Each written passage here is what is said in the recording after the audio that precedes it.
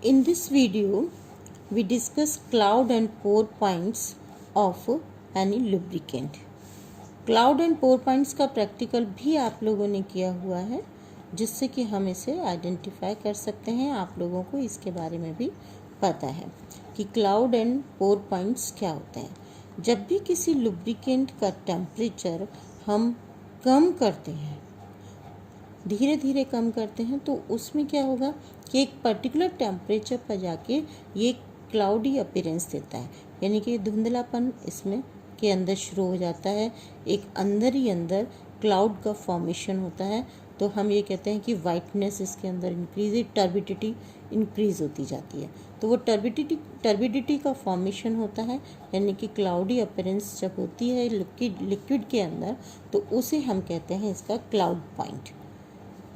इससे नीचे जैसे जैसे टेम्परेचर गिरता है, फॉल्स होता है, तो उस कंडीशन में क्या होगा, एक पर्टिकुलर टेम्परेचर पर ये लुब्रिकेंट जमने लगता है, यानी कि फ्रीज आउट हो जाता है। इस टेम्परेचर पर जिस पर ये फ्रीज आउट हो जाता है, इसे हम पोर पॉइंट कहते हैं। इसका मतलब क्या है कि फ्रीज आउट हो गया, यानी कि आपका जो विस्कोसिटी है वो इतनी ज़्यादा हो गई है कि वो अब बिल्कुल भी मूवमेंट नहीं कर पा रहा है, तो यहाँ पर फ्रीज हो गया। इस टेम्परेचर से नीचे या इस टेम्परेचर पर लुब्रिकेंट कोई काम नहीं कर पाता, क्योंकि ये एक तरीके से मशीन को जाम कर देता है।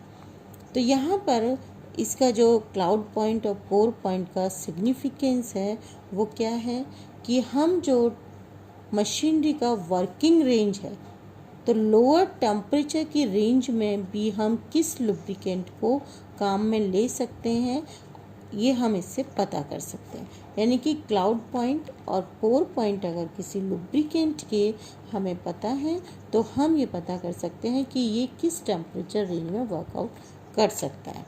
ठीक है, अगर यहाँ पर ये कहें कि हम जो है पेट्रोलियम लुब्रिकेंट हमने लिया है, तो उसमें कुछ अमाउंट में वैक्स प्रेजेंट हो सकता है।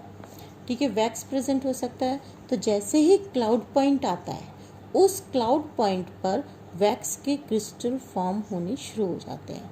तो हम ये कहते हैं कि इस पेट्रोलियम ऑयल को क्लाउड पॉइंट के आते ही इसे हमें हटा देना चाहिए, यानी कि मशीन को रोक देना चाहिए।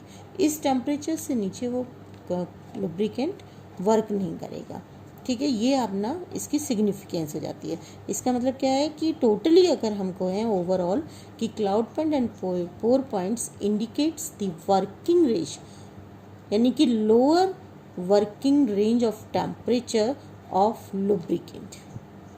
ठीक है, ये अपना हो गया। Generally cloud point and pour point lubricant, cloud point and pour point को जो हम यूज़ करते हैं, ये रेफ्रिजरेटर में, जैसे हम कहते हैं रेफ्रिजरेटर में के प्लांट्स होते हैं या एयरक्राफ्ट इंजिन्स होते हैं, वहाँ पर हमें काम में लेते हैं, क्योंकि जनरली वहाँ जो लुब्रिकेंट्स हम यूज़ करते हैं वो लोअर टेम्परेचर पर हम काम में लेते हैं।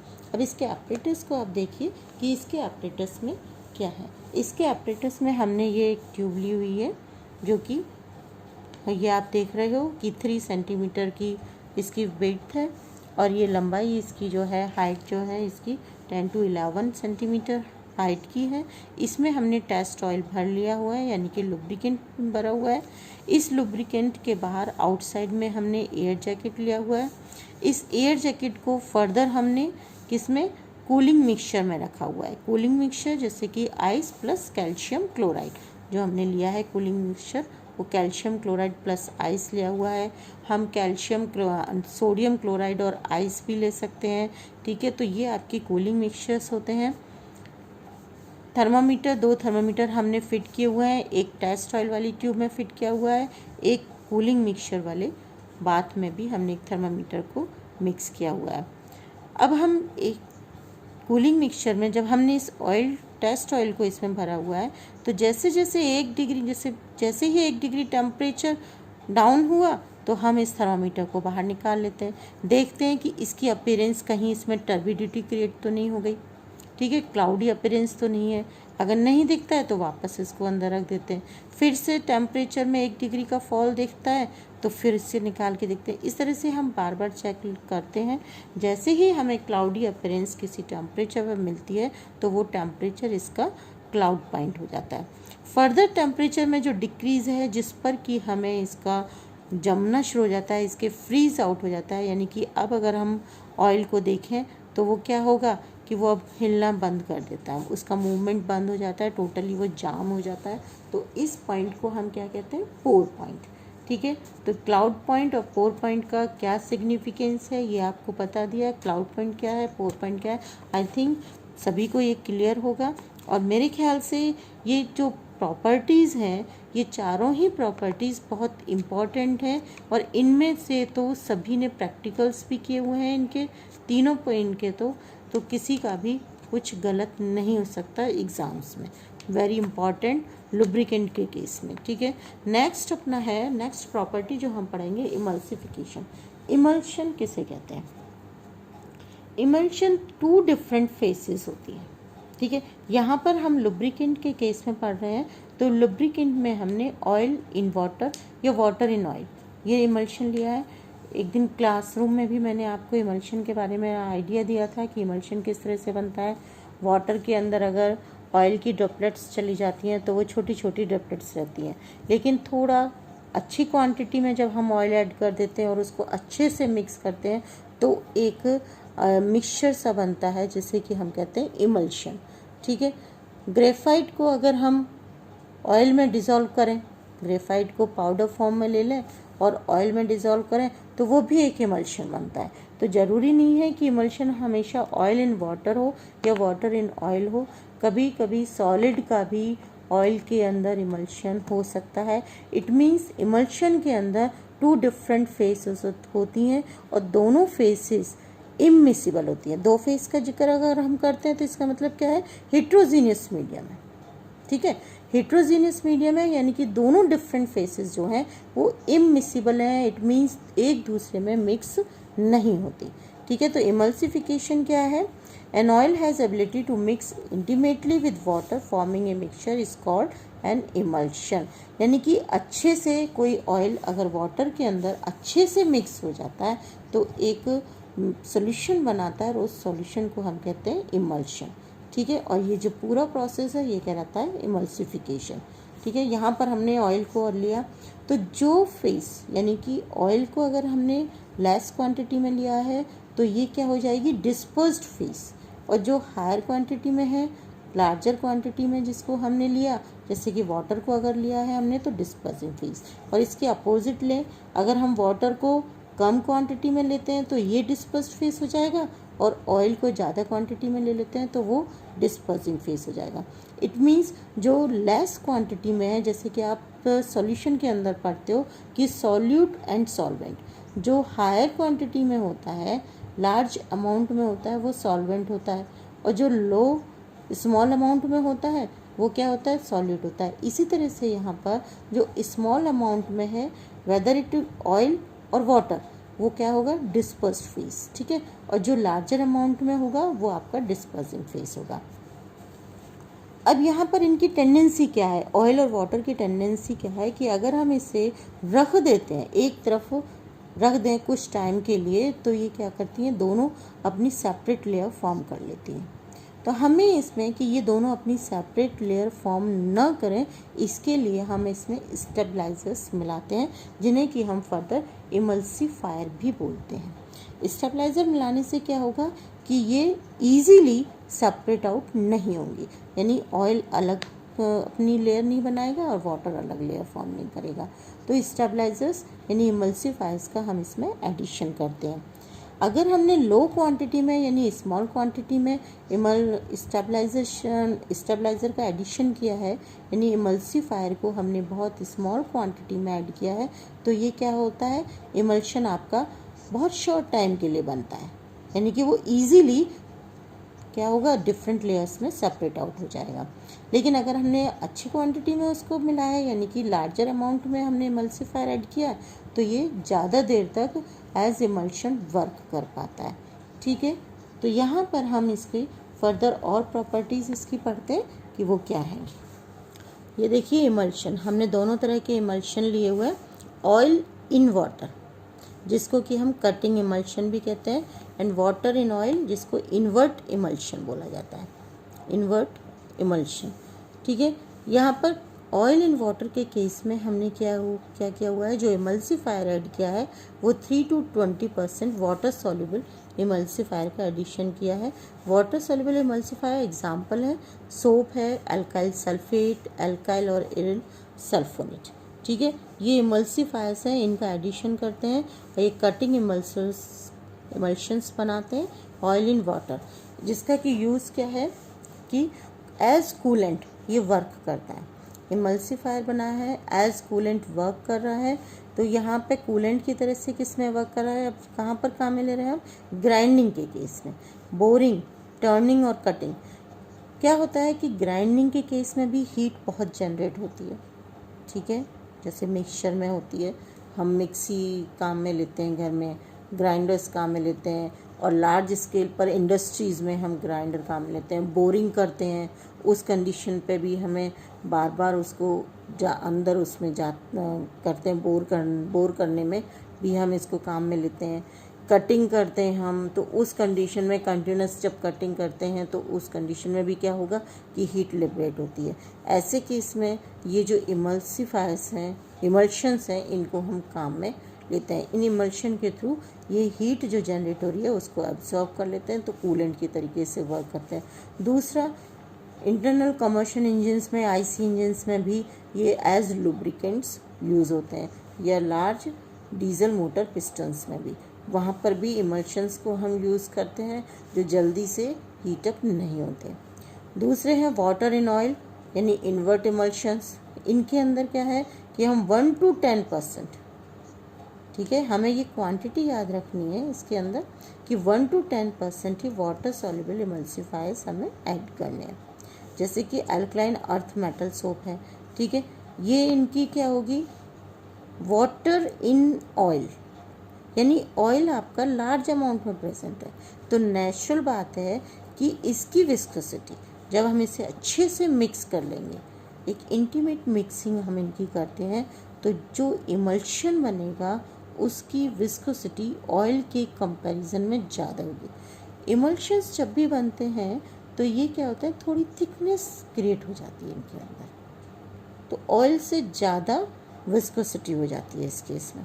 तो ऐसे केस में इनका ये कूलेंट की तरीके से नहीं होता, इतना ज़्यादा कूलिंग इफ़ेक्ट नहीं होता इनका, इसलिए हम इनको कहाँ याद लेते हैं काम में, फायर रेजिस्टेंट हाइड्रोलिक फ्लूइड्स में और as compressor and pneumatic tools lubricant में।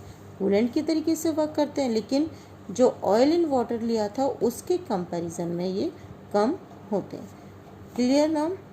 अब हम पढ़ते हैं कि इमल्शन जो हमने बनाया कि वो कितना बढ़िया है। इमल्शन लुब्रिकेंट का, किसी भी लुब्रिकेंट ऑयल का जो हमने इमल्शन बनाया है वो कितना अच्छा वर्क करता है, किस कंडीशंस में वर्क करेगा, ये हमें चेक करना है। और उसको चेक करने के लिए हम स्टीम इमल्शन नंबर पढ़ते हैं। स्टीम इमल्शन नंबर क्या है कि यहाँ पर लुब्रिकेटिंग ऑयल जो है, हमने इमल्शन किया था ऑयल का वाटर के अंदर था या वाटर का ऑयल के अंदर था, अगर हम इसको इन दोनों को अलग कर दें तो ये क्या कहलाएगा, डी इमल्शन। ठीक है, डी इमल्शन कहलाएगा। तो the ability of a lubricating oil to separate out from water is known as demulsibility. ठीक है, तो ये इसकी डी इमल्सिबिलिटी है, यानी कि डी इमल्सिफिकेशन क्या है, वाटर ऑयल का सेपरेट आउट होना वाटर से। ठीक है, यानी कि जो इमल्शन हमने बनाया है उसमें oil and water different layers form कर ले, this is known as demulsification. It can be determined by test. हमने किससे टेस्ट करना है, ये एक American society for testing and materials का यानी ASTM से करना है। इसके अंदर क्या है कि यहाँ देखिए हमने कि ये हमने एक ट्यूब लिया, ये हमने ऑयल लिया, यहाँ पर इसमें 20 ml ऑयल लिया। इस 20 ml ऑयल के अंदर हमने 100 डिग्री सेंटीग्रेड पर स्टीम इसके अंदर बबल किया, यानी स्टीम डाला 100 डिग्री सेंटीग्रेड पर। ऑयल आपका नॉर्मल टेम्परेचर पर था। स्टीम हमने इसमें तब तक डाला जब तक कि इसका टेम्परेचर 90 डिग्री सेंटीग्रेड नहीं हो जाता। अप टू या ये कह लीजिए कि 20 ml हमने ऑयल लिया है, तो जब तक इसका वॉल्यूम 40 ml नहीं हो जाता, यानी कि 20 ml वाटर एज स्टीम इसके अंदर नहीं आ जाता, तब तक हम इसका टेम्परेचर देखते हैं। तो जितने टेम्परेचर पर ये मेंटेन है, 90 डिग्री सेंटीग्रेड हो जाता है इसका टेम्परेचर, इस टेम्परेचर पर इसको दूसरे बाथ में हम रख देते हैं, जिसमें कि इसका टेम्परेचर 90 डिग्री सेंटीग्रेड मेंटेन रहे। अब हम इसमें स्टीम पास आउट करना बंद कर देते हैं। स्टीम पास आउट करना बंद किया, उसके बाद इसको हम देखते हैं कि कितने टाइम में, यानी कि कितना टाइम इसको लगा दोनों लेयर्स को सेपरेट आउट होने में, यानी ऑयल और वाटर की लेयर्स सेपरेट आउट हो जाए इमल्शन में से, वो हमें कितना टाइम लगा। ठीक है, तो जो टाइम है उसे हम कहते हैं स्टीम इमल्शन नंबर। ठीक है, जितना कम टाइम लगेगा उतना ही बेस्ट होगा, लुब्रिकेंट वो बहुत अच्छा होगा। यानी कि क्विक सेपरेशन जहाँ होगा उसका SEN number, steam emulsion number कम होगा, और जितना कम नंबर होगा उतना ही वो लुब्रिकेशन पर्पस के लिए ऑयल अच्छा होगा। ये इसकी सिग्निफिकेंस है। दूसरा, इमल्शंस का सिग्निफिकेंस क्या है कि ये डर्ट को एब्जॉर्ब कर लेते हैं। ये डर्ट है, डस्ट है, या आपका किसी भी तरीके से, ये आपकी ये कहिए कि जो भी पाउडर फॉर्म में कुछ भी आता है, तो उसको ये फॉरेन पार्टिकल्स को अपने अंदर एब्जॉर्ब कर लेते हैं, जिससे कि ये डायरेक्ट मशीनरी पार्ट से नहीं टकराते। तो मशीनरी पार्ट्स पे अगर डर्ट आ जाती है और फिर एक मशीनरी पार्ट दूसरे मशीनरी पार्ट पर स्लाइड ओवर होता है बगैर इमल्शन के या लुब्रिकेंट के, तो उस कंडीशन में क्या होगा कि वो मशीनरी पार्ट उन पार्टिकल्स से, जो बहुत छोटे छोटे स्मॉल पार्टिकल्स हैं डर्ट के या किसी भी फॉरेन पार्टिकल के, उनसे वो डैमेज होना शुरू करता है।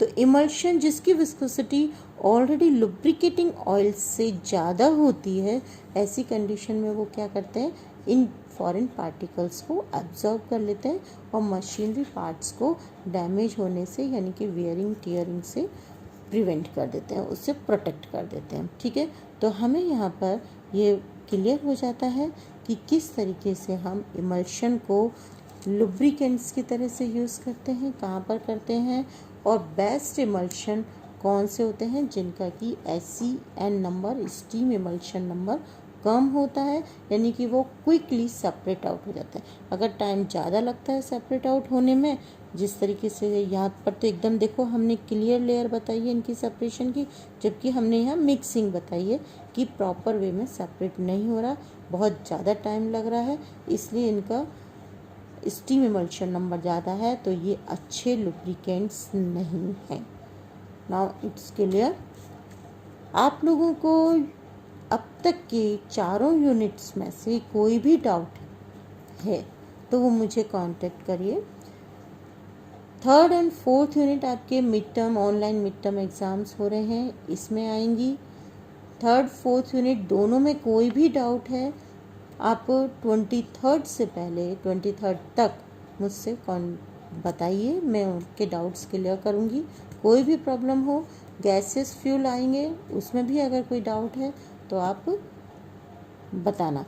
ये नहीं कि आपको पढ़ लेना है, लेक्चर समझ में आता है या नहीं आता है। मुझे आज तक अभी तक तुम लोगों के थ्रू किसी से भी नहीं पता चलता कि लेक्चर उन्हें समझ में आ रहा है या नहीं आ रहा है। बस अटेंडेंस के टाइम पे सबको अटेंडेंस शो करनी है। ठीक है, तो लेक्चर समझ में आता है या नहीं आता है, ये आप ये भी बताइए लेक्चर के साथ साथ। क्लियर?